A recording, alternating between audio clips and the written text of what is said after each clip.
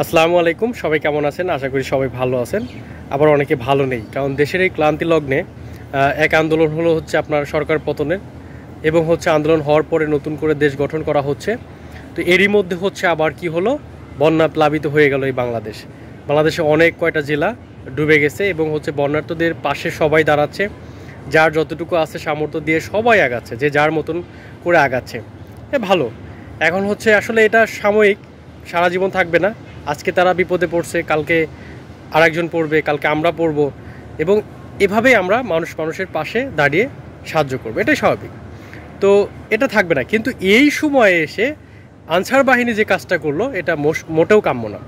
ঠিক আছে, তারা যে কাজটা করছে, তারা যে আন্দোলন বা যারা যেটা দেখাচ্ছে, এটা মোটেও কাম্য না। কারণ কি, আপনি এই দেশের এই অবস্থা বুঝে অন্তত এই মুহূর্তে আন্দোলনটা না করলেও হইতো।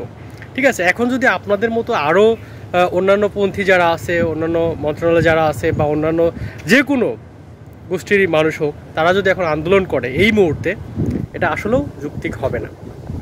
মানুষ একটা যৌক্তিক আছে না, যে আপনার সময় একটা বুঝতে হবে। দেশের যে করুণ অবস্থা, এই অবস্থাতে যদি আপনি একটা দাবি নিয়ে মাঠে নামেন, রাস্তায় নামেন, এটা আসলে মোটেও বাঙালি জাতি হিসেবে আমাদের কাম্য না। এই জন্য আপনারা দেশ স্বাভাবিক হোক, সব কিছু হোক, তখন আপনি আন্দোলনে নামেন। কিন্তু এই যে আন্দোলনে নামলো, এটা অযৌক্তিক দিকে তারা কিন্তু 7 মিনিটও টিকে থাকতে পারেনি। এর বিষয়। এই যে অযৌক্তিক জিনিস নিয়ে আসলে মাঠে নামবেন না, আসলে সেটা সাকসেস হবে না, সফল হবে না। আপনি যৌক্তিক বিষয় নিয়ে কথা বলেন, যৌক্তিক বিষয় নিয়ে আপনি মাঠে নামেন, কাজ হবে। বাট এখন না, এখন যে মুহূর্ত, এই মুহূর্তটা আমাদের জন্য খুবই দুর্বিষহ। এখন সবাইকে পাশে নিয়ে আগাতে হবে, সবার পাশে দাঁড়াতে হবে, এই বিষয়। তো সবাই ভালো থাকবেন, সুস্থ থাকবেন। আল্লাহ হাফেজ।